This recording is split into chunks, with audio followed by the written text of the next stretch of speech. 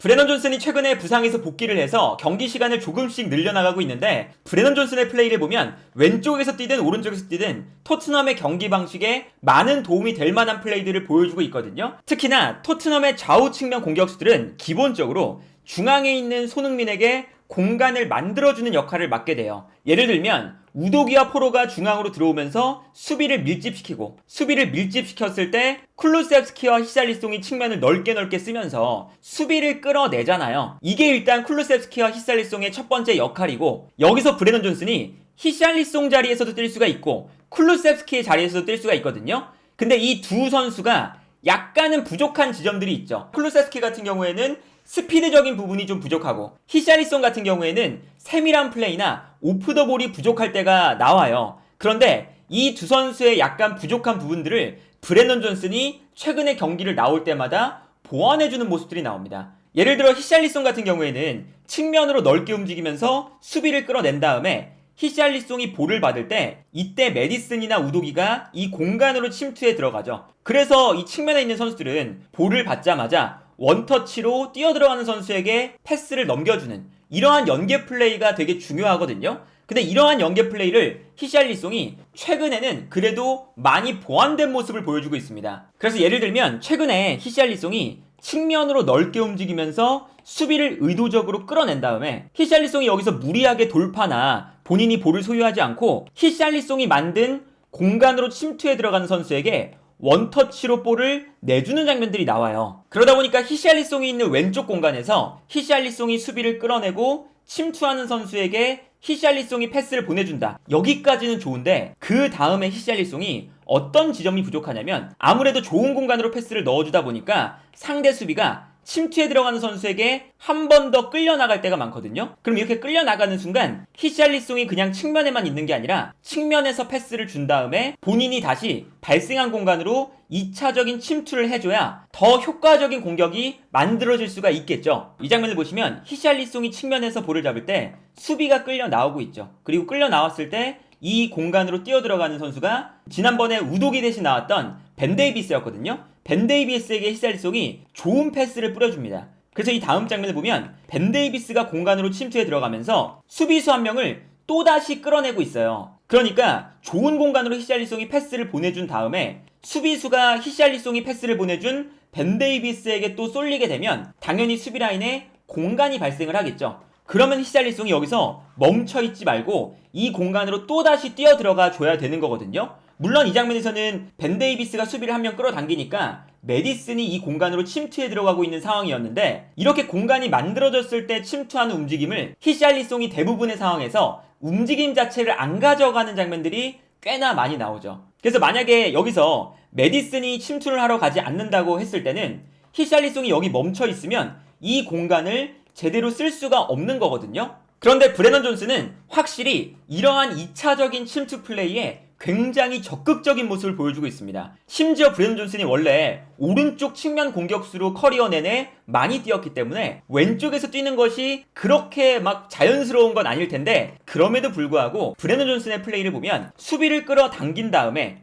뛰어들어가는 선수에게 패스를 보내주고 또다시 수비가 끌려나갈 때 본인이 다시 이 공간으로 침투해 들어가면서 좋은 공간을 점유해 주거든요. 이렇게 되면 좋은 공간으로 들어갈 때 다시 리턴 패스를 받아서 슈팅으로 이어나갈 수도 있고, 또다시 수비가 브레넌 존슨에게 쏠리면 손흥민에게 공간이 날 수가 있는 거예요. 그래서 지난번 득점 장면에서 브레넌 존슨을 칭찬해 줄 수가 있는 게, 이 장면에서도 보면 토트넘이 측면으로 넓게 퍼져 있는 브레넌 존슨에게 먼저 패스를 보내줍니다. 그리고 브레넌 존슨이 측면의 넓은 공간에서 볼을 잡아주면서 수비가 끌려 나올 때 뒷공간으로 뛰어들어가는 메디슨에게 정확하게 패스를 떨궈주죠. 그래서 메디슨이 브레넌 존슨의 패스를 받아서 크리스탈 팰리스의 수비를 무너뜨리는 장면이거든요. 근데 아무래도 좋은 공간에서 볼을 받다 보니까 크리스탈 팰리스의 선수들이 순간적으로 메디슨에게 쏠립니다. 그리고 이 장면을 보면요, 메디슨에게 쏠리는 선수들과 손흥민을 마크하고 있는 수비 라인 사이에 공간이 지금 발생을 하고 있죠. 그리고 이 공간으로 브레넌 존슨이 측면에만 서 있는 게 아니라 측면에 서 있다가 메디슨에게 수비가 쏠리면 이 공간으로 2차적인 침투를 하거든요. 그리고 이 2차적인 침투가 있으니까 메디슨이 볼을 잡아서 본인에게 수비가 쏠릴 때 뛰어들어가는 브레넌 존슨에게 정확하게 패스를 건네줬고, 그리고 여기서도 브레넌 존슨이 좋은 위치에서 볼을 잡으니까 아무래도 손흥민을 마크하고 있었던 선수가 브레넌 존슨에게 끌려가요. 끌려가니까 이번에는 손흥민 선수에게 공간이 나는 거죠. 그래서 브레넌 존슨이 손흥민에게 패스, 손흥민이 마무리하는 장면이 나옵니다. 그래서 이러한 모습들이 히샬리송이 왼쪽에 나왔을 때는 나오지 않았던 장면들이니까 아무래도 이게 히샬리송 입장에서는 브레넌 존슨이 왼쪽에서 잘하면 잘할수록 본인의 주전 경쟁에 대한 위기감을 느낄 수밖에 없는 상황들이 지금 나오고 있고요. 실제로 포스테코글루 감독이 브레넌 존슨을 왼쪽 측면에 계속 기용하려는 노력을 하고 있어요. 그래서 브레넌 존슨이 선발로 나왔을 때도 저러한 모습들을 꾸준하게 보여준다면 아마 히샬리송을 밀어내고 왼쪽 측면 자리에 배치가 될 가능성이 높다고 보여지는데, 여기에 더해서 클루셉스키 대신 오른쪽에 나왔을 때도 브레넌 존슨이 확실하게 클루셉스키가 가지고 있지 못한 스피드적인 측면에서 좋은 모습을 보여줍니다. 특히나 클루셉스키가 이 측면 공간을 넓게 쓸 때, 사실 이 측면 공간을 더 위협적으로 쓰려면 중앙에 수비가 모여있을 때 빠르게 올라가서 이 공간을 넓게 활용을 해줘야 되잖아요. 그런데 클루셉스키가 안 좋은 게 뭐냐면, 클루셉스키가 볼을 잡았을 때 여기서 이제 수비수들이 쏠렸을 때 이 장면에서는 클루셉스키가 수비 라인 사이를 비집고 나오고 수비를 본인에게 쏠리게 만든 다음에 침투하는 선수에게 패스를 보내주는 이러한 플레이는 괜찮습니다. 그런데 본인이 넓은 공간에 홀로 위치해 있을 때 볼을 끌고 돌파를 해야 되는 상황에서 스피드가 느리다 보니까 아무래도 돌파를 하다가 다른 수비수들에게 따라잡히는 장면들이 많아요. 그래서 이 측면 공간을 토트넘이 넓게 사용할 때 약간 스피드적인 문제점들이 오른쪽 라인에 있죠. 그래서 예를 들면 이제 이런 장면을 볼 수가 있습니다. 클루셉스키가 상대 수비 라인 뒷공간으로 타이밍 좋게 뛰어나가고 있고, 이때 사르가 좋은 공간 패스를 보내주는 장면이거든요. 그래서 상대 수비의 측면 공간이 완벽하게 열린 장면이었어요. 그런데 클루셉스키가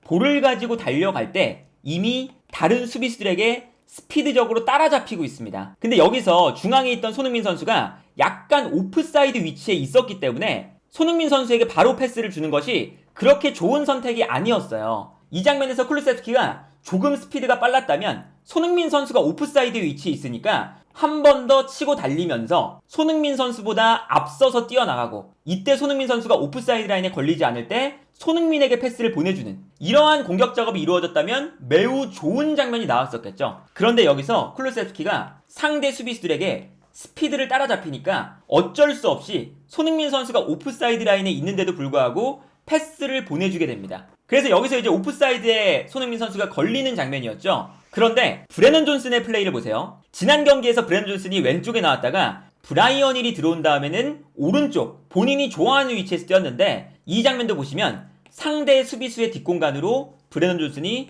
뛰어 들어갑니다. 심지어 수비수보다 뒤에 위치하다가 뛰어 들어가죠. 그리고 사르가 여기서도 브레넌 존슨에게 좋은 패스를 뿌려주는데, 이때 수비수와 브레넌 존슨의 스피드 경쟁이 붙어요. 근데 이 스피드 경쟁에서 브레넌 존슨이 승리를 합니다. 이게 브레넌 존슨의 스타일이고, 이 선수의 스피드는 뭐 지난 시즌만 봐도 워커 다음으로 프리미어리그에서 최고 스피드가 빠른 선수였잖아요. 그만큼 브레넌 존슨이 이렇게 빠르게 공간 패스만 들어가면 상대 수비수보다 빠르게 들어가서 컷백을 줄 수가 있다는 게, 이게 엄청난 장점이 될 수가 있는 거죠. 그리고 스피드적인 부분도 마찬가지예요. 브레넌 존슨이 측면에서 볼을 가지고 있다가 수비가 끌려 나왔을 때, 이럴 때 사르와의 2대1 패스를 주고받으면서 수비수가 끌려 나온 공간으로 패스를 보내주는 게 아니라 본인이 직접 뛰어들어가고, 이 공간으로 패스가 들어가면 이 공간에서 브레넌 존슨이 수비를 완벽하게 무너뜨리면서 수비가 또다시 브레넌 존슨에게 끌려 나올 수밖에 없게 되는 거거든요. 그러면 손흥민 선수에게 뛰어들어갈 수 있는 공간이 나오면서 여기서도 컷백, 손흥민의 득점, 이러한 패턴이 또 나올 수가 있거든요. 이런 걸 생각해보면 브레넌 존슨이 히샬리송의 위치에서는 히샬리송이 가지고 있지 않은 2차적인 오프 더블 플레이, 그리고 클루셉스키 자리에서는 클루셉스키가 가지지 못한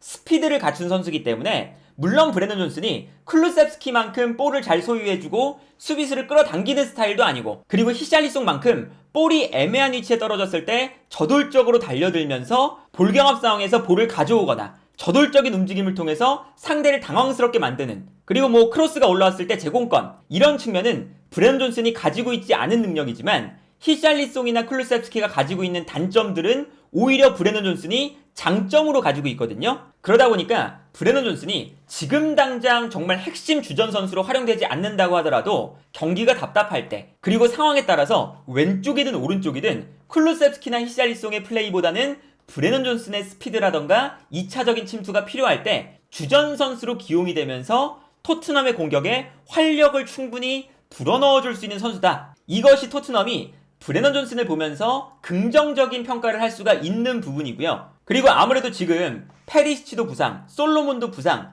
브라이언 힐은 사실은 주전급 선수가 아니고, 그러다 보니까 브레넌 존슨까지 부상을 당했을 때 히샬리송, 쿨루셉스키, 손흥민 딱 3명의 공격수를 가지고 경기를 운영했었거든요. 그런데 이제는 브레넌 존슨이라는 주전급 선수가 포함되기 때문에 토트넘이 스쿼드적인 여유도 어느 정도는 확보할 수가 있다는 점에서 브레넌 존슨의 활약이 매우 반가울 수밖에 없고, 그리고 아무래도 지난 경기에서는 손흥민 선수에게 어시스트까지 하는 모습이 나왔었으니까 앞으로 손흥민과 브레넌 존슨의 조합도 우리가 한번 기대해 볼 수 있지 않을까 하네요.